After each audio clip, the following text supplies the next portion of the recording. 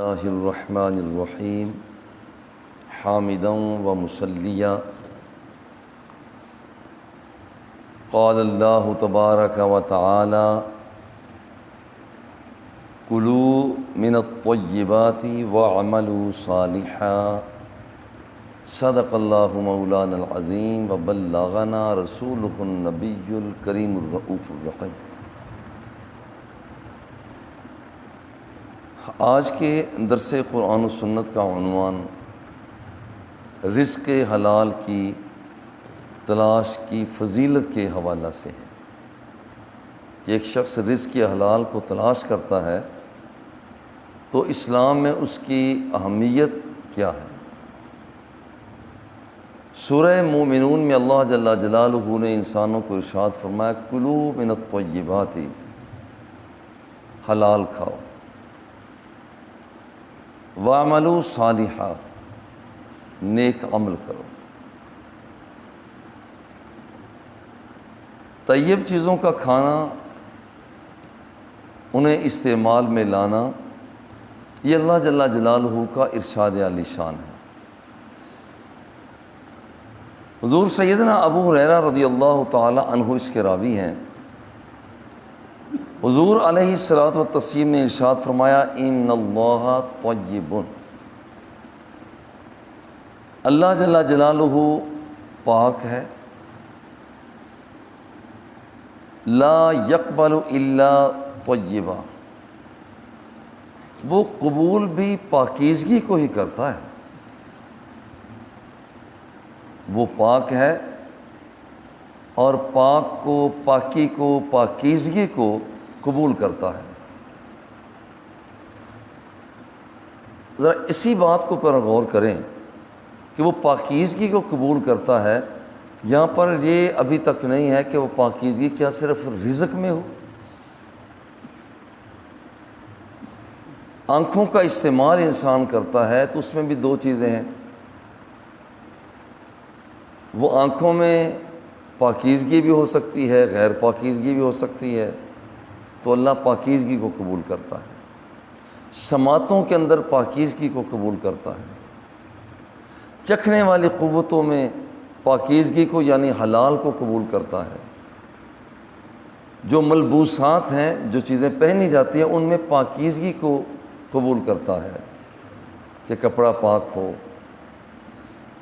ملموسات، جن چیزوں کو مس کیا جاتا ہے، ان میں پاکیزگی کو قبول فرماتا ہے کہ جس چیز کو ہاتھ لگایا جا رہا ہے وہ اس کے لیے حلال ہو۔ مشمومات، جن چیزوں کو سونگھا جاتا ہے، ان میں پاکیزگی کو قبول فرماتا ہے کہ آدمی جس چیز کو سونگھ رہا ہے وہ خوشبو بھی اس کے لیے حلال کی ہو۔ مثال کے طور پر وہ محرم ہیں، ان کی خوشبو ہو، غیر محرم وہ عورتوں کے لیے مرد ہوں یا مردوں کے لیے عورت ہوں، ان کی خوشبو کا سونگھنا وہ بھی حرام۔ غرض یہ ہے کہ جو طیب چیزیں ہیں ان کا تعلق معقولات سے ہے، کھانے والی چیزوں سے ہے، مشروبات سے ہے، ملبوسات سے ہے، ممسوحات سے ہے، مشمومات سے ہے۔ جس بھی ایریا سے اس کا تعلق ہے وہ چیز طیب ہونی چاہیے۔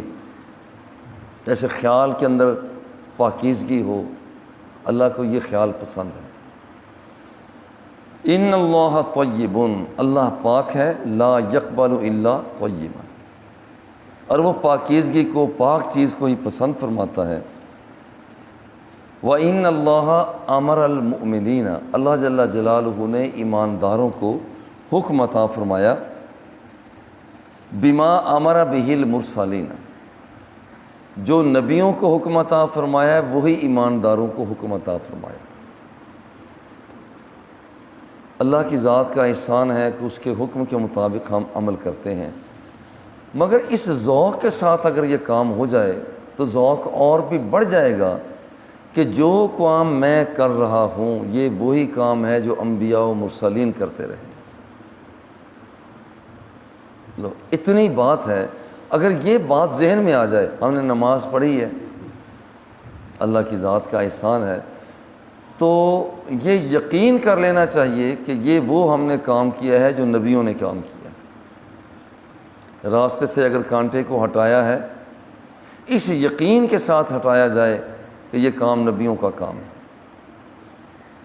پانی 3 سانسوں میں پیا یا 1 سے زائد سانس میں پیا، یقین کر لینا چاہیے کہ یہ نبیوں نے کیا ہے۔ غرض یہ ہے کہ جو کچھ بھی ہم قرآن و سنت کے مطابق کرتے ہیں، اس کے اندر یہ ذوق لینے کے لیے یہ عقیدہ یقین کر لیا جائے کہ میرے اللہ نے حکم مجھے وہی دیا ہے جو باقی نبیوں کو دیا، تو سفر اور بھی آسان ہو جاتا ہے۔ اللہ رب العزت نے ایمانداروں کو وہی حکم دیا ہے جو مرسلین کو حکم دیا۔ فقال یا ایھا الرسل کلوا من الطیبات واعملوا صالحا۔ حلال کھانے کا حکم رب ذوالجلال انبیاء و مرسلین کو پہلے عطا فرما چکا ہے، ایمانداروں کو فرما چکا ہے۔ فرمایا کہ اے رسولو کلوا من الطیبات، پاکیزہ چیزوں کو کھاؤ، واعملوا صالحا، اور اچھے کام کرو۔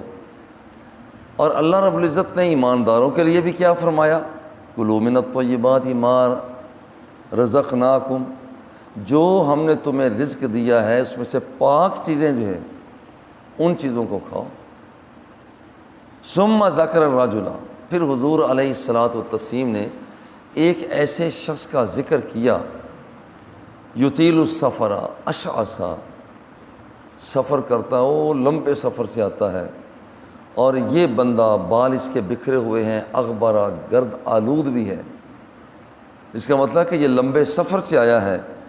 یمد یدیہ الی السماء، اپنے ہاتھ اٹھاتا ہے، اللہ سے دعا مانگتا ہے، یا رب ومطعمہ حرام ومشربہ حرام وملبسہ حرام وغذی بالحرام فأنی یستجاب لذلک۔ اتنا لمبا سفر بھی ہے، بال اس کے بکھرے ہوئے ہیں، دامن اس کا مٹی سے اٹا ہوا ہے، مسافر کا بڑا مقام ہے، مگر یہ جب رب سے دعا مانگتا ہے، غذا اس کی حرام کی، لقمہ اس کا حرام کا، پینا اس کا حرام کا، ملبوس اس کا حرام کا، ممسوح اس کا حرام کا، حضور فرماتے ہیں فأنی یستجاب لذلک، بھلا اس کی دعا کیسے قبول ہو سکتی ہے؟ کیونکہ اس کے معاملات میں پاکیزگی نہیں ہے، اس کے معاملات میں طہارت نہیں ہے۔ جب طہارت ہی نہیں ہے تو اللہ جل جلالہ تو قبول نہیں فرماتا، کیونکہ اس نے واضح کر دیا ہے۔ حضور نے فرمایا ان اللہ طیب لا یقبل الا طیبا، خود بھی پاک ہے اور پاکیزگی کو قبول فرماتا ہے۔ یہ ایک فارمولہ، اگر ایک ہی فارمولہ، کوئی مسئلہ یاد نہ ہو، ایک فارمولہ یاد رہ جائے کہ اللہ پاک ہے، پاکیزگی کو پسند فرماتا ہے۔ لیجئے، آدمی قدم اٹھاتا ہے، پہلے سوچے گا میں کدھر جا رہا ہوں، مسجد کو جا رہا ہوں یا مندر کو جا رہا ہوں، بس اسی جگہ اس کا قدم بڑھنا ہوگا، بڑھ جائے گا کہ میں جی مسجد کو جا رہا ہوں، بھئی اب یہاں پر میں مندر کو جا رہا ہوں، میں رک جاؤں، رک جائے گا۔ ایک آدمی دیکھتا ہے کہ میں جہاں پر دیکھ رہا ہوں دیکھنا حلال ہے یا حرام ہے، حلال ہے تو آنکھ کو بڑھا دے گا، حرام ہے تو آنکھ کو پیچھے لے آئے گا۔ غرض یہ کہ زندگی کے آپ ہر معاملہ میں اگر اس ایک صرف اسلوب کو، ایک انداز کو اختیار کر لیا جائے، صرف ایک بات کو، اللہ پاک ہے، پاکیزگی کو قبول کرتا ہے، تو اس کے اندر چھوٹی سے چھوٹی طہارت سے لے کر بڑی سے بڑی طہارت اور بڑی سے لے کر چھوٹی تک یہ آدمی اختیار کرنا شروع کر دے گا۔ حضور علیہ الصلوۃ والتسلیم نے ارشاد فرمایا الحلال بین والحرام بین، حلال بھی واضح ہے، حرام بھی واضح ہے، وبینہما مشتبہات، اور ان کے درمیان میں مشتبہ چیزیں ہیں، لا یعلمہن کثیر من الناس، بہت سے لوگوں کو پتہ ہی نہیں جو مشتبہ چیز ہے کہ اس کا تعلق حلال سے حرام سے ہے۔ اب یہاں کیا کیا جائے، یہاں کیا کیا جائے؟ فمن اتقى الشبہات استبرأ لدینہ وعرضہ، جو شخص شبہات سے بچ گیا اس نے اپنے دین کو بھی بچا لیا، اس نے اپنی عزت کو بھی بچا لیا، اور جو ان میں واقع ہو گیا واقع فی الشبہات واقع فی الحرام، تو وہ حرام میں چلا گیا۔ اس کی ایک چھوٹی سی مثال ہے، جہاں رسکی کام ہو، ہم کہتے ہیں یار کام بڑا رسکی ہے، جو لوگ رسک نہیں لیتے ان کا سرمایہ محفوظ ہو جاتا ہے۔ جو لوگ رسکی کام کرتے ہیں آر یا پار، پتہ نہیں آگے ہے کیا، بہت مرتبہ ایسا ہوتا ہے کہ ان کا سرمایہ ڈوب جاتا ہے، اور وہ جو ارن کر رہا ہے وہ قطرہ قطرہ ذرہ ذرہ کچھ نہ کچھ تو دستیاب ہو رہا ہے، بس اس نے چھلانگ لگا دی، بہت مرتبہ اس کا سرمایہ ڈوب جاتا ہے، کیونکہ اس آدمی نے مشتبہ چیز کو اختیار کیا، اور جو مشتبہ چیز کو اختیار کرتا ہے تو وہاں پر وہ بربادی کی طرف بڑھ جاتا ہے، اور جسے یقین ہوتا ہے کہ میں نے یہ کام کرنا بالکل 100% صحیح ہے، وہ کامیاب رہ جاتا ہے۔ اس لیے جہاں کہیں یہ دل کے مفتی سے پوچھا جائے، اندر سے پوچھا جائے بتاؤ کیا کروں، بہت سے مسائل یہ خود بخود پڑھا اس نے نہیں ہوتا مگر مسئلہ صحیح بتا دیتا ہے، وہ آدمی کام سے رک جائے، اس لیے کہ یہاں پر وہ ہلاکت ہوتی ہے۔ اور جو شبہات میں پڑ گیا وہ حرام میں پڑ گیا، کالراعی یرعی حول الحمى یوشک ان جرتع فیہ۔ دیکھیے ایک ممنوع علاقہ ہے، وہاں پر لکھا ہوتا ہے نو گو ایریا، یہاں پر نہیں جا سکتے۔ اگر کوئی آدمی اپنی بکریوں کو یہاں پر قریب ترین چرا رہا ہے، اس کا اندیشہ ہے کہ اچانک اچھل کر اس کی بکری اس ایریا میں چلی جائے، لڑائی شروع ہو جائے، جھگڑا ہو جائے، پریشانی ہو جائے۔ مگر کچھ لوگ ہوتے ہیں یار یہ ممنوع علاقہ ہے، وہ اپنے جانوروں کو چراتے ہیں وہ دور کہیں، بھائی ان کی بکری اگر پھدک کر ادھر سے ادھر بھی چلی گئی، اگر اس نے بھاگم دوڑ کی بھی صحیح، تو اس ممنوع علاقے تک تو پھر بھی نہیں پہنچے گی۔ دیکھیں اس کے اندر وہی آئے گا جو لا ابالی کرتا ہوا لالچ کے اندر، اور باقی لوگ تو دور دور چرا رہے ہیں، وہاں گھاس کم ہے، اور جو ممنوع علاقہ ہے اس کے قریب رونق بڑی ہے۔ زنا مثال کے طور پر ممنوع علاقہ ہے، قریب قریب اس کے رونق بڑی ہے۔ شراب ممنوع علاقہ ہے، شراب کا پینا، مگر اس کے قریب قریب رونق بڑی ہے، لطف بڑا ہے۔